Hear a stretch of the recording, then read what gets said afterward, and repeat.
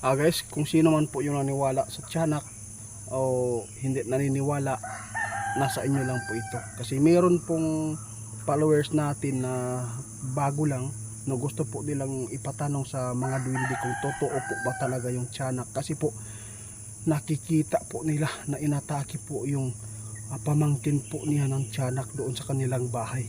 Nakita po nila yung bata na sobrang pula yung mata, kaya gusto po nila ipatanong sa duwende kung saan ba nagmula yung tiyanak at ano ba talaga ang tiyanak, totoo ba na may tiyanak dito sa mundo natin. Kaya samahan niyo po ako guys na kausapin si kaibigan duwending Sioto dito, or tatay po niya.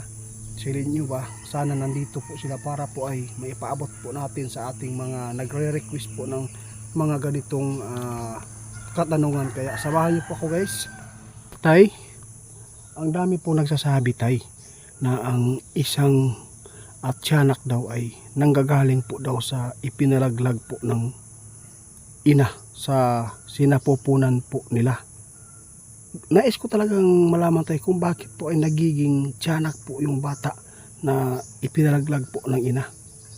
Totoo po ba ito tay na yung tiyanak bata talaga nanggaling po sa ina na ipinalaglag?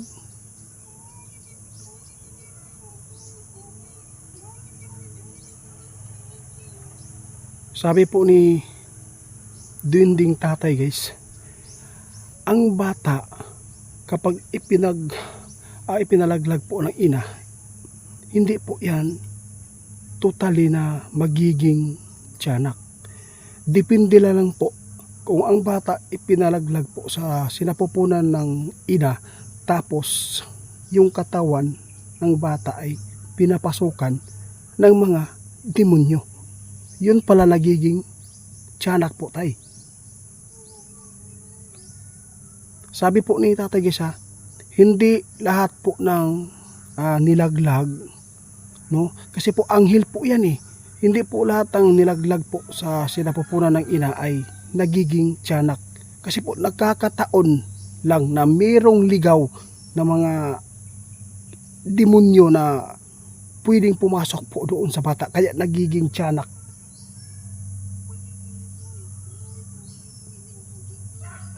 Guys, totoo ang tiyanak, oo, pero dito po ninyo nalalaman ngayon kasi maraming nagsabi kapag ipinalaglag mo yung bata sa tiyan sa inahan ay pwede na mahimong tiyanak, lalo na pag makita ng isang demonyo na nagpagala-gala.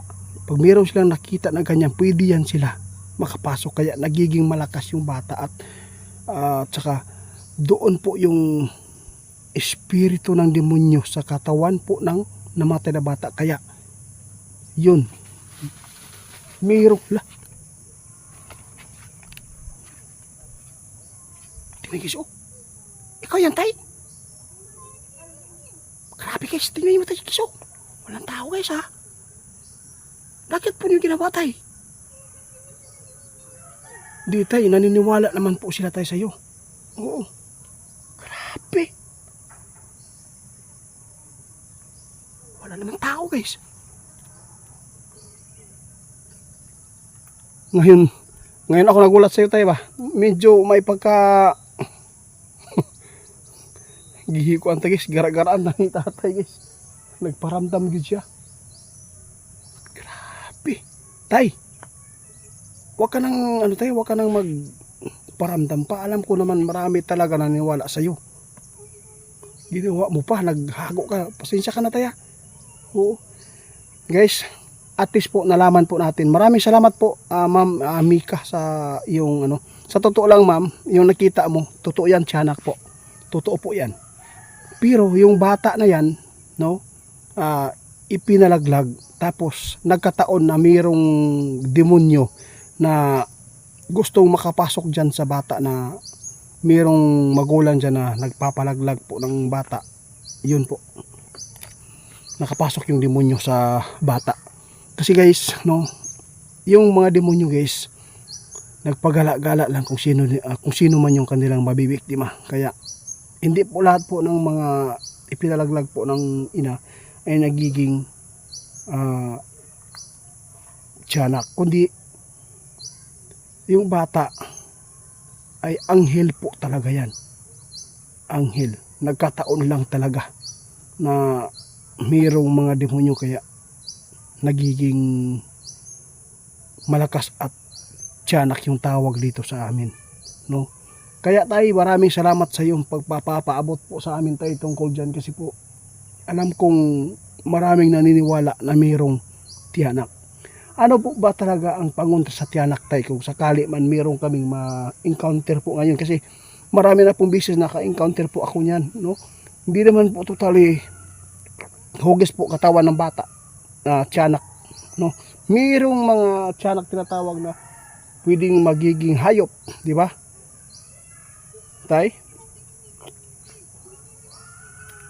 Ano po ang gagawin po, tay, para malabanan po yung tiyanak? Sabi po niya, guys, kung mayroon kayong encounter po na tiyanak po doon sa gubat, isa lang ang inyong gagawin, no? Kapag mayroon kayong kalabasa, squash, kasi matatakutin yan sila sa mayroong kalabasa at yung isa lusong, tayo, di ba? Imuha lang daw na ipaligid. Hindi ko lang alam, guys, kung anong Tagalog niya na. Ipaligid lang nimo di as bakilid. Mawawala yan sila dyan. Aalis at aalis dyan sa lugar na yan. Kaya kung nasa bahay, sabuyan po ninyo ng tubig. Yun po talaga. Sinabi na po noon ni kaibigan Lindy Linyo noon po yung pangontra dyan, no? Kasi marami naka-encounter po. At least po na ipaabot po namin ang tunay na mayroon talagang tiyanak dito sa mundo.